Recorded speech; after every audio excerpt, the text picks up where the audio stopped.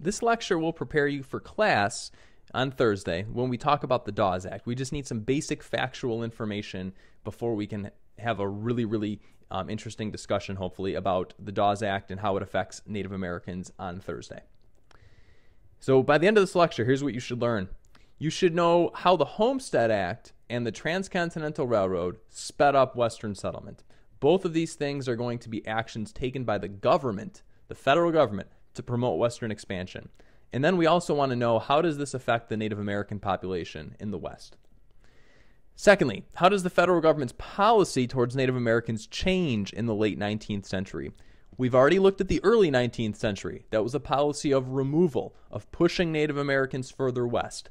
As we begin to finish settling the West in the late 19th century, what will now happen to Native Americans? Where will they go? And then finally, how does the federal government's policy towards Native Americans change in the 20th century? Keep in mind that Western settlement is dominated by this idea of manifest destiny, that the white race, that American civilization is considered superior to Mexican civilization, to Native American civilization, and therefore white Americans believe they have a divine right to spread across the continent and remove any obstacle in their path. This idea is inseparable from the idea of how we treat Native Americans. It's going to be, these two ideas are linked together. So let's talk about the two ways that the government promoted Western expansion. The first is a piece of legislation called the Pacific Railway Act. And if you look at the definition, and you have this sheet, you picked it up in class, this is a law authorizing the construction of the Transcontinental Railroad. What is the Transcontinental Railroad? Let me look at the map. It is a railroad that connects the East Coast with the West Coast. So we finally connect the settlers who are living on the West Coast in California with a rail line that expands across the Rocky Mountains, across the Great Plains, and from that point on, once you hit the Nebraska-Iowa border, it can link up with other railroad networks that already exist in the East. Now, the Transcontinental Railroad was one of the most momentous achievements of the 19th century. It was an engineering feat to carve a hole through the Rocky Mountains and build a railroad line through that could connect the East and West coasts. Now, if you'll notice, one of the lines is in red, one of the lines is in blue. That's because of the way the project was constructed. One company was supposed to start in California and build east. The other company was supposed to start on the Great Plains and build west. And it was a race between the two to see who could lay the most track. Now, to help these two companies along, they were the Union Pacific and the Central Pacific. The federal government did some things to help incentivize the building of this railroad. No single company could afford to build it. So what the government does is it pays the corporations, the Union Pacific and the Central Pacific, in the form of subsidies, which is free money, and loans in order to get them to build it. These companies didn't have the money. There's no way they could have done this project on their own. It was just too gargantuan of a project. So the federal government had to stimulate economic development by using its resources.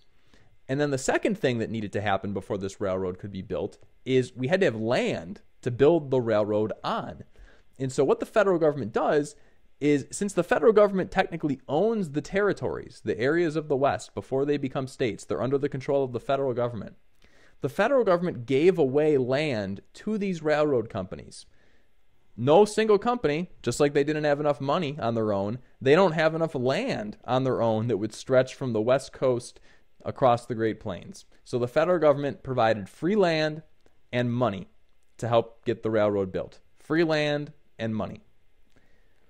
Now, what are the consequences of the railroad? What happens after it's built? Well, it speeds up settlement. We are able to settle this massive region of territory here in the matter of a few decades. It had taken hundreds of years to go from the Atlantic coast to the Mississippi River.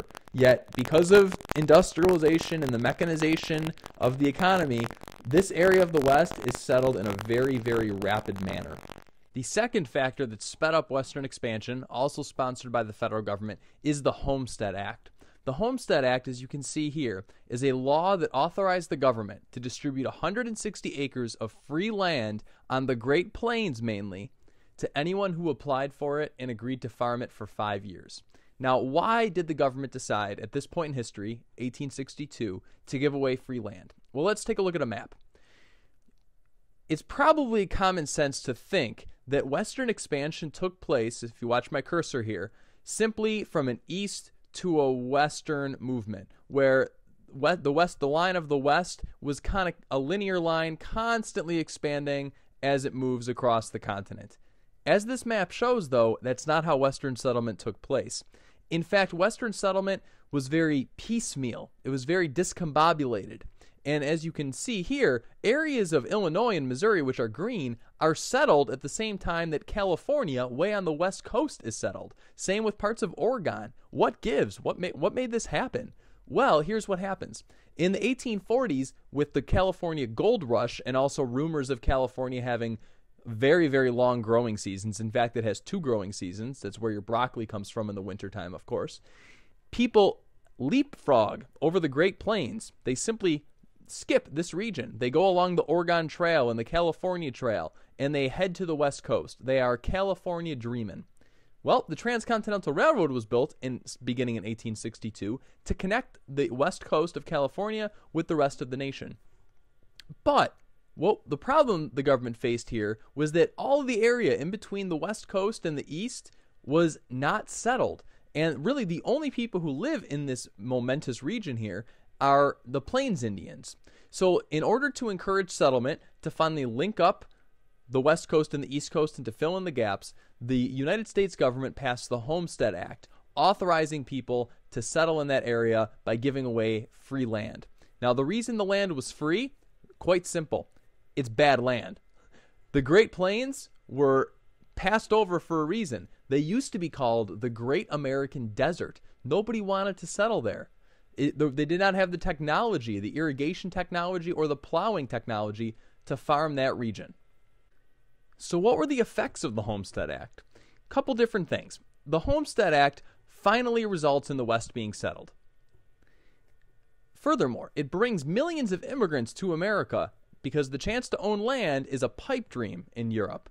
So to these immigrants, it cannot get any better than this. Despite the fact that the land is not that great, despite the fact that many of them will fail in farming that land, many of them take advantage of the Homestead Act and immigrate to the United States. As the West begins to finally settle and the gaps are filled in, this is going to have consequences for the Plains Indians. The land that was once theirs, was once part of their hunting ground, will no longer belong to them. It will belong to white settlers. So what will happen to them, you're going to see in a moment. Finally, just to show you this map, any state in brown is a state where the Homestead Act actually would have taken effect. Now, it is very helpful in finally settling the Great Plains and the certain areas of the Rockies. However, there is remaining land in some of these other states that is put up for public sale or given away for free. So the Homestead Act really helps to close the frontier, to finally settle the West. And as I mentioned, this has consequences for the Plains Indians. The Plains Indians are a collection of different tribes living, of course, on the Great Plains. They are not like the Cherokee Indians that we saw in the documentary. The Plains Indians are nomadic. There really is no effort by the Plains Indians to, quote, civilize themselves and become more like white Americans.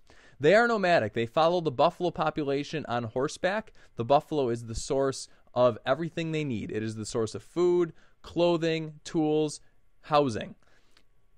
As whites begin to move on to the Great Plains through the Homestead Act and with the construction of the Transcontinental Railroad, whites are going to be encroaching on Indian hunting grounds. White farmers, white ranchers, white miners are going to be encroaching on Indian hunting grounds. And this means that the buffalo population will be driven to near extinction, and with it, the way of life for the Plains Indians. So how will the Plains Indians respond? They will respond by fighting back. They will not consent to being placed on reservations, which is what the U.S. government is trying to do. They are a nomadic people. They do not farm. They do not sit in one plot of land. So this to them is a foreign concept. So if you take a look at this map, you can see the little squares are the different areas where the U.S. government sent troops, and they garrisoned or stationed these troops in the west. And then any area that has an X or two swords that are crossed, these are areas of battles that broke out between the U.S. forces and the Plains Indians. Now, there's a series of famous conflicts, and we don't have time to go into any of them. I put a list here in case some of them might ring a bell, and you, of course, can Google this information if you'd like more. But in short, the U.S. Army wages wars of extermination against the Plains Indians. There's a lot of hatred. There's a lot of racism towards these types of Indians because they have no interest in civilizing. Their culture is different. They dress differently. And as a result, there's a saying among some Western troops, the only good Indian is a dead Indian. And so the U.S. Army tries to exterminate as many as possible, and those who survive are corralled and put onto reservations. Now, this shift in policy, is going to cause many people to begin to raise some questions or raise some objections to how the U.S. government is treating Native Americans. For the longest time, the policy had been, as we saw in the documentary, to push Indians away. So now, why is the U.S. government trying to exterminate them with the use of its army? Well, because there's nowhere left to go. The West has been settled. The Homestead Act and the Transcontinental Railroad took care of that. So now, people are going to have to understand that a shift in policy is happening. Well, not everyone's happy with that. Helen Hunt Jackson is a famous reformer who exposes a lot of the atrocities being committed against Native Americans. And she writes a famous book called A Century of Dishonor, a century of poor treatment of Indians. And she sends this book at her own expense to every single congressman and congresswoman. It has very little effect. But you can see from a section of her book here exactly what she does throughout the text. It makes little difference, however, where one opens the record of the history of the Indians. Every page and every year has its dark stain. The history of the government connections with the Indians is a shameful record of broken treaties and unfulfilled promises. The history of the border white man's connection with the Indians is a sickening record of murder, outrage, robbery, and wrongs committed by the former as the rule. So, as Helen Hunt Jackson publishes this book, and as the U.S. Army is continuing to prosecute these wars of extermination against the Native Americans, a very important senator is going to propose a bill called the Dawes Act. The senator's name was Henry Dawes. And this marks the second big policy that the U.S. government has adopted towards Native Americans. We've already seen Indian removal. But now we are moving towards a policy of assimilation. The theory or the idea behind this policy is that Indians must be forced to blend in with the dominant culture, white Americans. Now, we've seen this before. We saw this. The Cherokee tried to civilize. But now, if you read over why this policy was adopted, you could see why civilization or assimilation is the name of the game policy for all Indians at this point. There's nowhere left to go.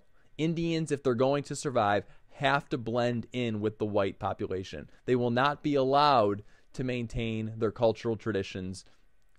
So the Dawes Act, what it will do is it will take Indians, put them on reservations, and for their own good, in the eyes of Senator Henry Dawes, try to make them as white as possible. And we're going to explore how it does this in class, so I won't say too much about it right now. By the 1930s, the Dawes Act, ironically, intended as a helpful measure, has incredibly negative impacts on the Native American community. Suicide rates, high rates of alcoholism, high rates of poverty as a result, the loss of Indian land. In the 1930s, the federal government begins to realize, wow, we screwed up, we committed a mistake. This intention of helping Native Americans ended up hurting them. So in the 1930s, with a law called the Indian Reorganization Act, the federal government begins to correct many of the abuses of the past. So the federal government will reverse the Dawes Act. They will give Native Americans more control over their land, more control over their culture, more control over their societies. And with it, Native American culture can thrive again, and Native Americans can begin to hopefully have some economic opportunity. So the Indian Reorganization Act does something fancy. It gives Native Americans this word, sovereignty, the ability to rule or govern yourself. Today, Native Americans are still the nation's poorest minority group. They still have one of the highest rates of poverty and high school dropout rates.